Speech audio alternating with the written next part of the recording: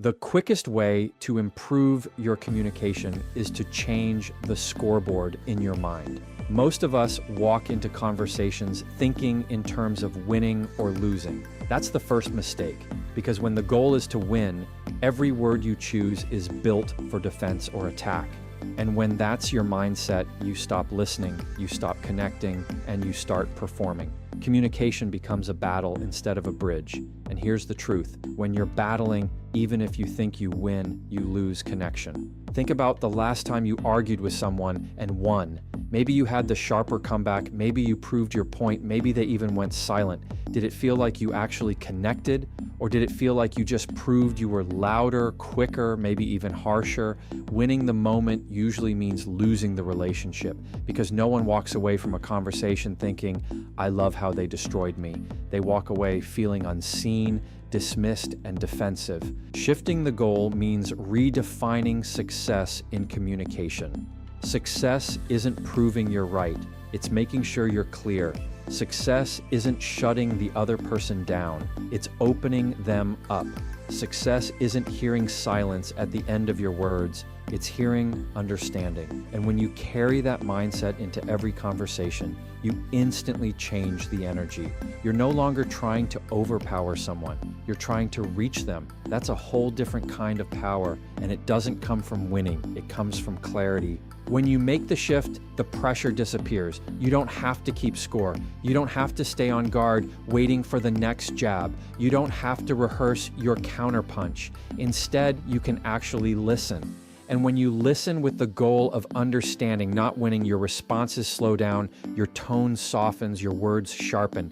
People feel that difference instantly. They sense that you're not here to crush them, you're here to connect with them. And in return, they open the door to connection much wider. Winning is short-term satisfaction. Understanding is long-term strength. When you argue to win, you might silence someone for a moment, but the resentment lingers long after. When you argue to be understood, you create space for honesty, for calm, for actual problem solving. That's not weakness, it's wisdom.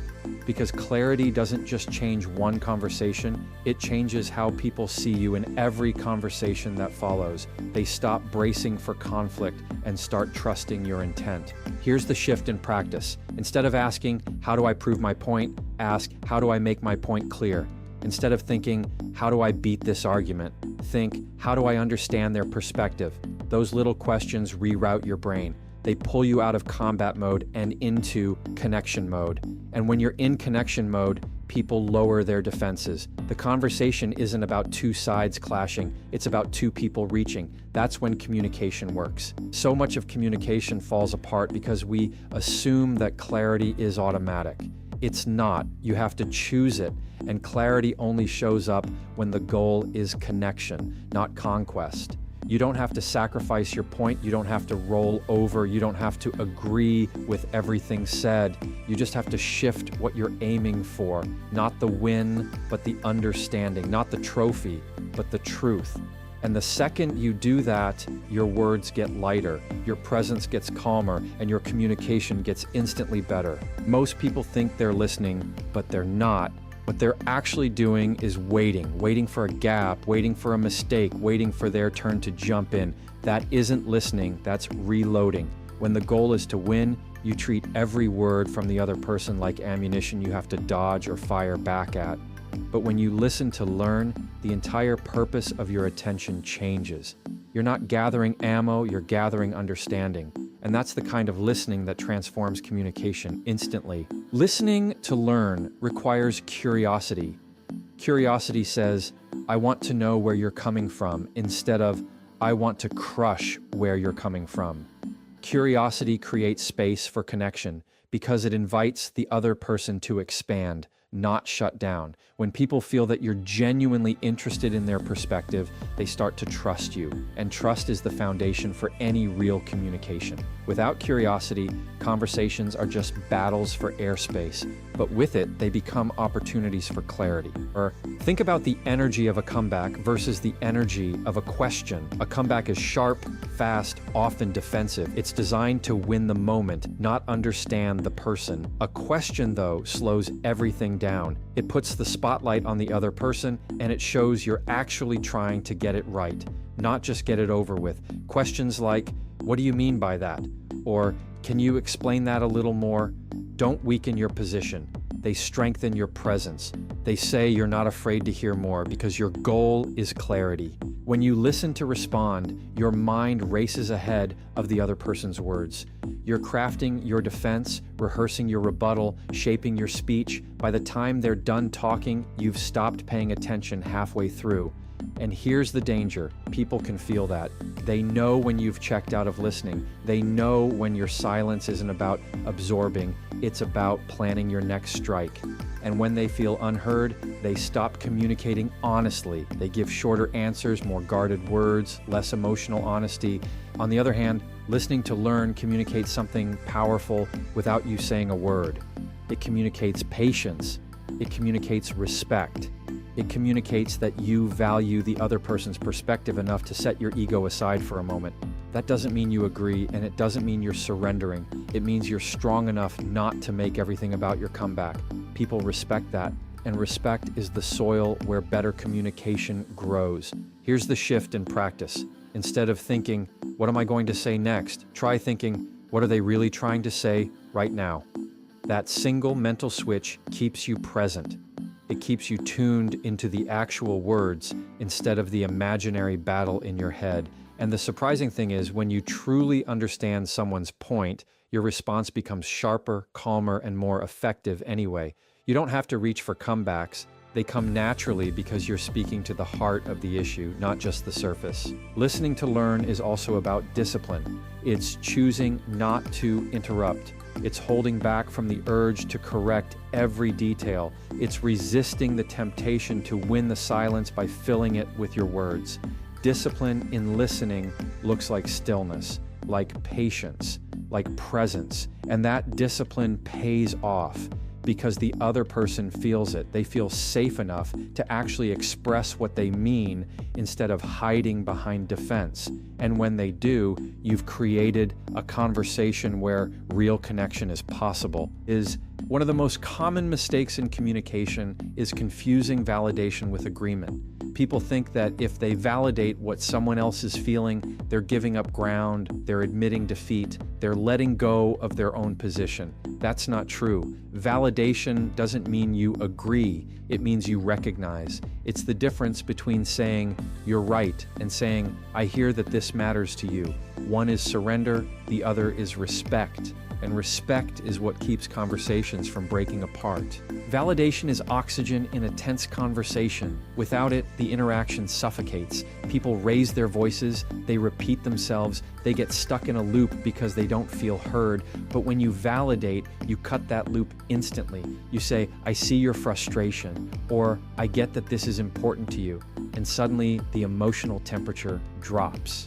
You haven't given up your point, but you've given the other person space to breathe. And that space is where real communication begins. Think about it like this. Emotions don't need agreement. They need acknowledgement. If someone says they're angry, you don't have to argue whether they should feel that way. You can simply acknowledge, "I hear that you're angry." That acknowledgement doesn't fix everything, but it changes everything. Because people aren't always looking for a solution first, they're looking for recognition. The moment they feel recognized, they stop fighting for attention and start moving toward understanding. Many conversations break down because both sides are so focused on being heard that they forget to hear. You can't move forward if both people are shouting at the same time. Validation acts like a pause button. It tells the other person, "I'm not here to erase your feelings, I'm here to hear them."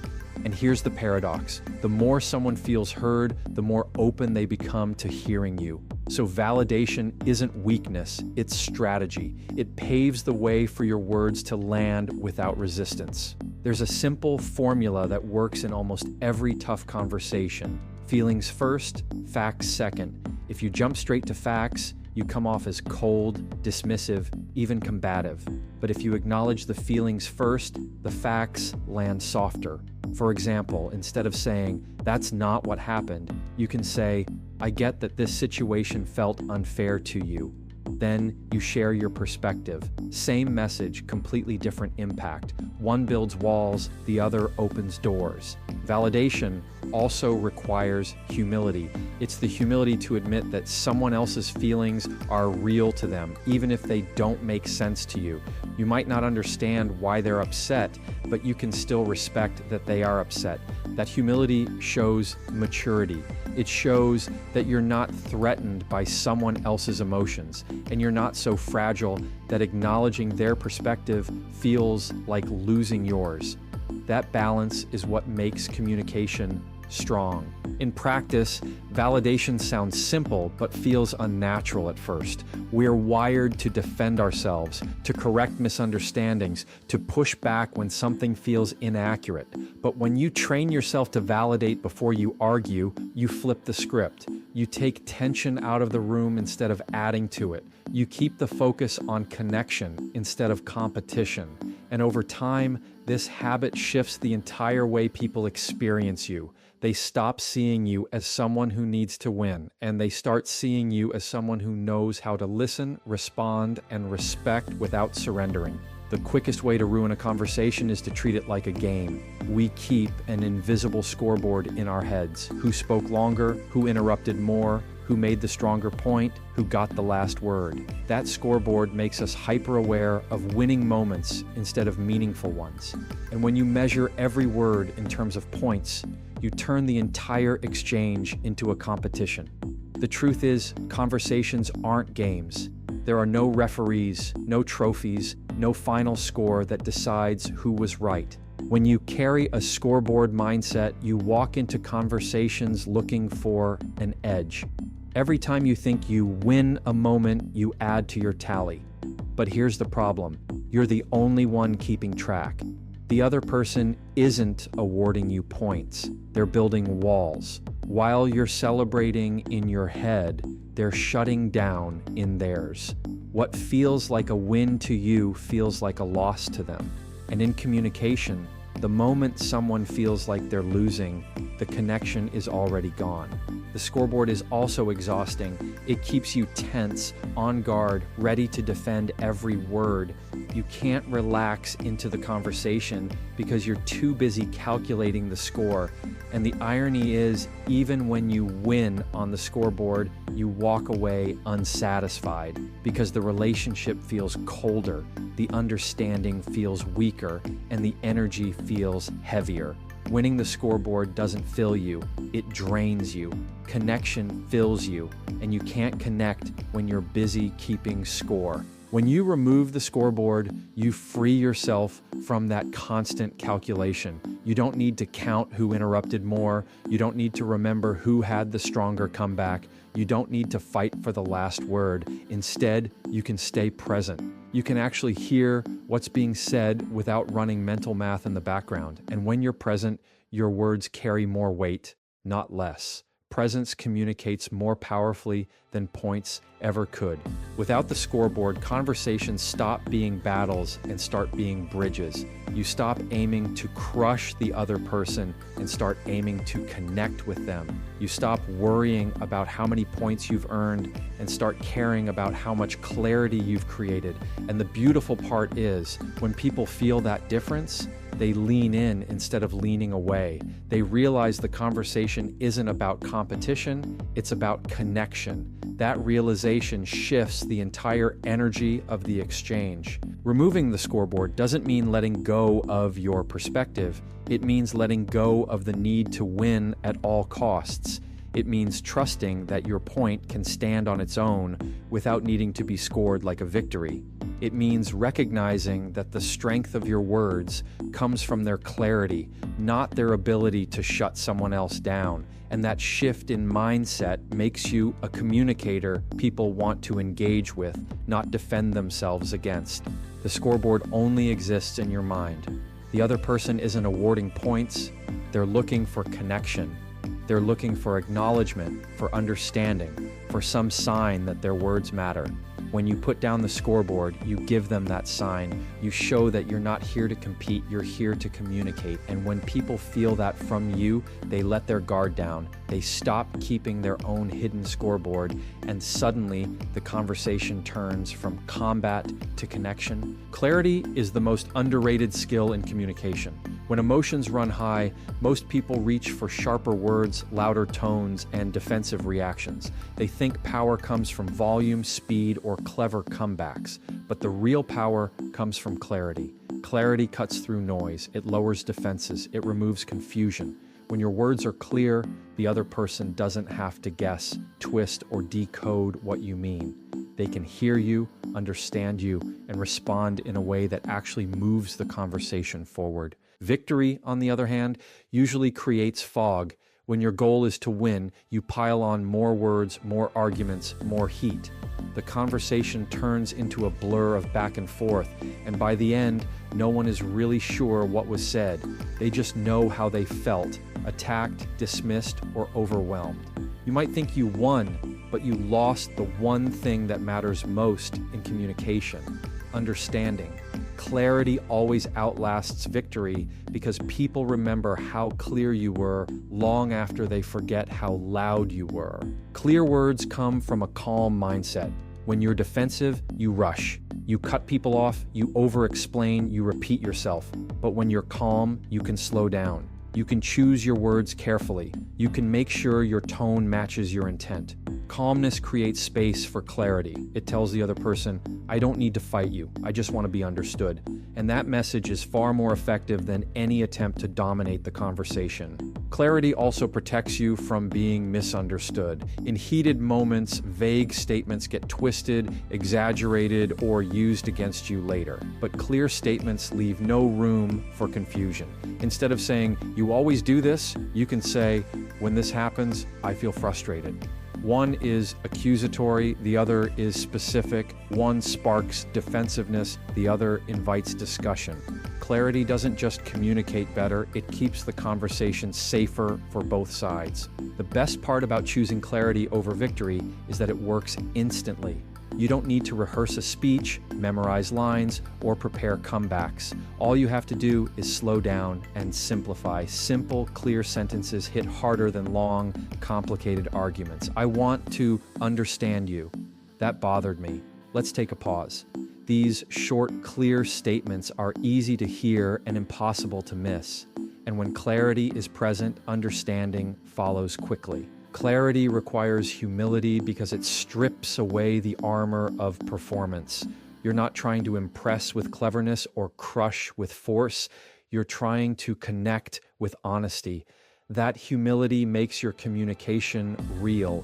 People don't remember who had the smartest line in the argument. They remember who made them feel safe to speak.